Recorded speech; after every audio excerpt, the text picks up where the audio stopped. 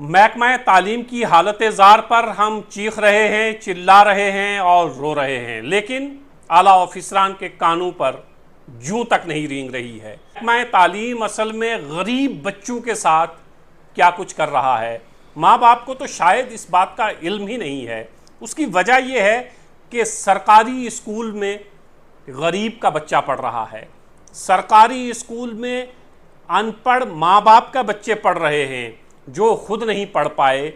वो चाहते हैं कि हम लोग मेहनत मजदूरी करें, बच्चों को तालीम याफ्ता बनाएं और फिर वो किसी बड़े ओहदे पर पहुंचकर अपनी रियासत की और अपने मुल्क की खिदमत कर सकें।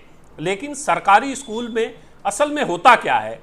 क्या सरकारी स्कूल में तालीम दी जाती है? बेशतर ऐसे स्कूल हैं जहां का जवाब होगा नहीं। इसमें टीचर जिम्मेदार नहीं हैं। जिम्मेदार कौन है? जिम्मेदार है आला ऑफिसरान। इस वक्त मैं बात कर रहा हूं पुंछ की एक तहसील है मेंढर। मेंढर में एक जगह है गोल्द, हाई स्कूल गोल्द का हाल मैं आज आपको बयान कर रहा हूं। कई दिनों से मुझे मेंढर से फ़ोन आ रहे थे कि हाई स्कूल गोल्द पर एक प्रोग्राम करें। हाँ, स्टाफ की अशद ज़रूरत है, ना के बराबर स्टाफ है।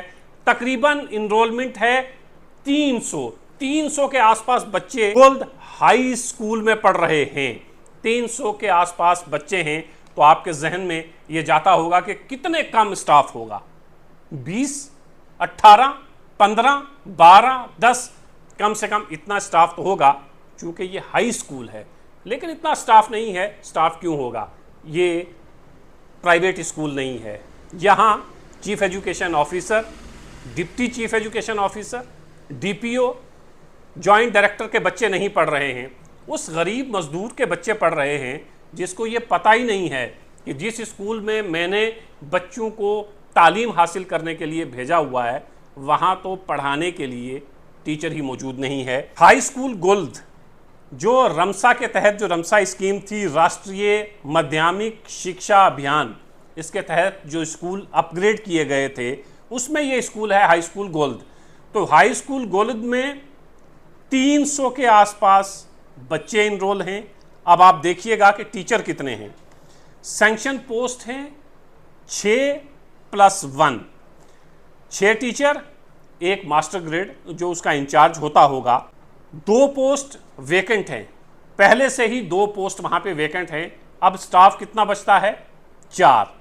4 में से भी 2 को अटैच कर दिया गया है उनकी मनपसंद जगह पर, क्योंकि वो ये जो 3-4 बड़े ऑफिसर हैं, चाहे वो डिप्टी सीईओ साहब हूँ, चाहे वो चीफ एजुकेशन ऑफिसर हूँ, चाहे जॉइंट डायरेक्टर हूँ, इनके राब्ते में होंगे, इनके करीबी होंगे, तभी उनको उनकी पसंद की जगह पर अटैच कर दिया गया है। 6+1, 7 सैंक्शन पोस्ट जिस स्कूल में पहले से हैं उसमें भी 2 वेकेंट पोस्ट हैं, पीछे 4 टीचर बचते हैं। 4 में से 2 को अटैच कर दिया गया है, फिर बचते हैं 2 टीचर और 1 master grade. 2 teacher, 1 master grade. अब 3 टीचर और वहां पर उसी स्कूल में अटैच कर दिए गए। अब कितने टीचर हुए? 5 टीचर, 1 मास्टर ग्रेड, जो उसका जाहिर है मास्टर ग्रेड में है तो वही एक सीनियर है वहां पे, तो वो इंचार्ज वही होंगे। अब वहां पर हैं 5+1, 5 टीचर, 1 मास्टर ग्रेड। आज की इत्तला जो हम तक पहुंची है वो ये है, मकामी लोगों ने, उसी गांव के मकामी लोगों ने मुझे फ़ोन पर ये इत्तला दी कि जो उस स्कूल का इंचार्ज था, जो मास्टर ग्रेड था, उसको भी किसी और स्कूल में अटैच कर दिया गया है। उन्हीं के पसंद के किसी स्कूल में, या जिस गांव से उनका ताल्लुक़ है उस गांव में उस टीचर को अटैच कर दिया गया है। अब पीछे बचते हैं सिर्फ 4 टीचर। मैथ का टीचर इस स्कूल में मौजूद नहीं है, इंग्लिश का टीचर यहाँ पे नहीं है। हायर सेकेंडरी 9th और 10th को मैथ कौन पढ़ाता होगा? 9th और 10th को अंग्रेजी कौन पढ़ाता होगा? ये सारी चीज़ें समझ से बाहर है। हाई स्कूल है, हाई स्कूल में 300 के आसपास इनरोलमेंट है। कितने थे? 5, 1 मास्टर ग्रेड को भी अटैच कर दिया गया है। पीछे टीचर कितने बचे हैं? 5 टीचर हैं जो हाई स्कूल में हैं। आप तसव्वुर करिए कि वो वहाँ पर पढ़ाते क्या होंगे। टीचर्स क्या पढ़ाते होंगे, टीचर्स की गलती नहीं है। 5 टीचर जितनी मेहनत कर सकते हैं वो ज़रूर करते होंगे। इस स्कूल में प्री प्राइमरी भी है, तो तकरीबन 11 क्लासेस हैं और 40 से 45 पीरियड्स जो हैं क्लासेस पर डे इस स्कूल में लगनी चाहिए। लेकिन क्या मुमकिन है कि सिर्फ 5 टीचर 40 से 45 क्लासेस एक दिन में ले पाएं? क्या ये मुमकिन है? अंग्रेजी और मैथ क्या कोई आम टीचर पढ़ा सकता है, वो भी 9th और 10th का? चूंकि इस तरफ अभी तक एजुकेशन डिपार्टमेंट का ध्यान नहीं गया है। एजुकेशन डिपार्टमेंट का ध्यान किस जानिब होता है, ये हम पिछले कई महीनों से आपको बता रहे हैं कि अपनी पसंद के आदमी को शहर के बीच में लाना, कभी अपनी पसंद के आदमी को शहर से 1 किलोमीटर दूर भेज देना, और गरीब मस्कीन टीचर जो सिफारिश नहीं करवा सकते, जो आपको पैसा नहीं दे सकते, उनको आप कहीं पहाड़ों पर भेज देते हैं। जो पढ़ाने वाले टीचर थे उनको तो आपने इस लायक रखा ही नहीं कि वो पढ़ा पाएँ, और जो आपके करीबी थे उनको आपने अपनी पसंद की जगह पर लगा दिया है। पढ़ाएं ना पढ़ाएं, कौन पूछने वाला है? पूछने वाले आप हैं। आपने तो पहले से ही नजर करम उन्हीं पर रखी हुई है, आपने पहले से ही उनको नवाज रखा है, आपकी नजर करम तो पहले से ही उन पर बनी हुई है। गरीब का बच्चा पढ़ने का हकदार नहीं है। डिप्टी सीईओ इस वक्त मेंढर में बैठते हैं, चीफ एजुकेशन ऑफिसर पुंछ बैठते हैं, जॉइंट डायरेक्टर राजौरी पुंछ में बैठते हैं। लेकिन इन स्कूलों का क्या? मैंने 3-4 लोगों से जब बात की तो उन्होंने कहा कि रमसा के तहत जो स्कूल अपग्रेड हुए थे, बेशतर की हालत ऐसी है। तो फिर इसका इलाज क्या है? इसका इलाज की तरफ जब मैं आपका ध्यान दिलाऊंगा तो आप हैरत ज़दा रह जाएंगे कि कितनी चालाकी के साथ ये जो 3 बड़े ऑफिसर बैठते हैं, कितनी चालाकी के साथ ये लोग स्कूल चला रहे हैं, और किसी की नज़र भी इस तरफ नहीं जाती है। मेंढर में, मेंढर शहर में, मेंढर सिटी में जो मिडिल स्कूल हैं, वहाँ का स्टाफ देखिए और वहाँ पे इनरोलमेंट देखिए। किसी स्कूल में 70 से 80 बच्चा है, किसी स्कूल में 50 से 60 बच्चे हैं, किसी स्कूल में 20 से 30 बच्चे हैं। स्टाफ कितना है? किसी स्कूल में 15 से 16 टीचर हैं, किसी से 8 से 9 हैं, किसी में 7-8 टीचर हैं। आप ये देखिए कि जो सिटी के अंदर, मेंढर सिटी के अंदर जो स्कूल हैं, मिडिल स्कूल, वहाँ 15-16 टीचर पढ़ा रहे हैं, और मेंढर से 3 किलोमीटर के फासले पर जो हाई स्कूल है वहाँ सिर्फ 4 से 5 टीचर पढ़ा रहे हैं। ये सिर्फ मेंढर का मामला नहीं है, यही पुंछ का है, यही मंडी का है, यही सुरनकोट का है, और यही राजौरी के मुख्तलिफ इलाकों का है। क्योंकि जो शहर के बीच टीचर पढ़ाता है वो इन 3-4 ऑफिसरान का मंजूर नज़र होता है। मिडिल स्कूल में 15 से 16 टीचर हैं, हाई स्कूल में 5 से 6 टीचर हैं। उसमें भी आप ये क्या करते हैं कि जब आपका जी करता है आप किसी टीचर को वहाँ भेज देते हैं, जब आपका जी करता है आप वहाँ से टीचर उठाकर उनकी मनपसंद जगह पर भेज देते हैं। अगर गरीब शख्स आपसे सवाल नहीं कर सकता तो क्या इसका मतलब ये है कि आप अपनी मनमानी करेंगे? क्या आप अब भी नहीं डरते हैं? क्या आपको पता नहीं है कि सरकार की पॉलिसीज़ कितनी सख्त हैं? क्या आपको पता नहीं है कि डेडवुड की एक लिस्ट तैयार हो रही है, और उस डेडवुड में आप ही जैसे लोगों को जाना है?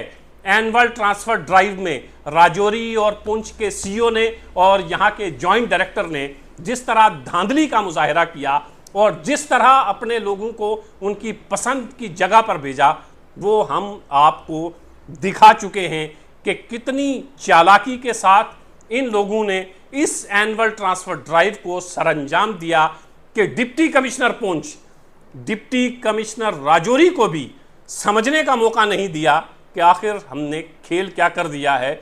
उसका खेल इतनी आसानी से आप डिप्टी कमिश्नर को या डायरेक्टर को कहाँ समझने देते हैं? यही आपने एनुअल ट्रांसफ़र ड्राइव में किया।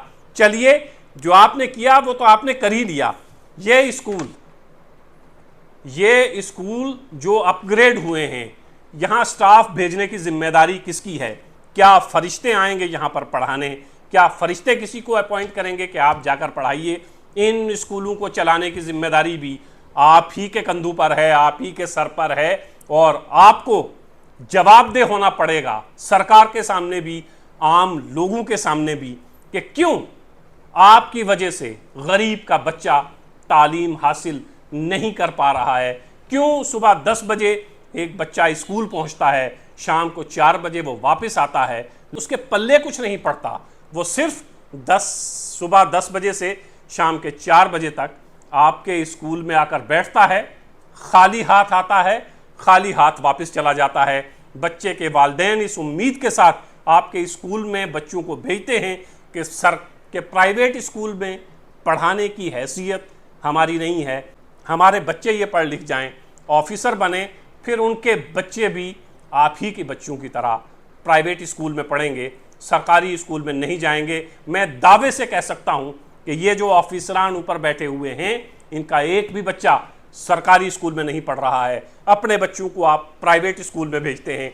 गरीब का बच्चा सरकारी स्कूल में आता है, लेकिन सरकारी स्कूल चार दीवारी का नाम नहीं है, छत का नाम नहीं है, सुबह 10 बजे पियून का गेट खोलने का नाम नहीं है।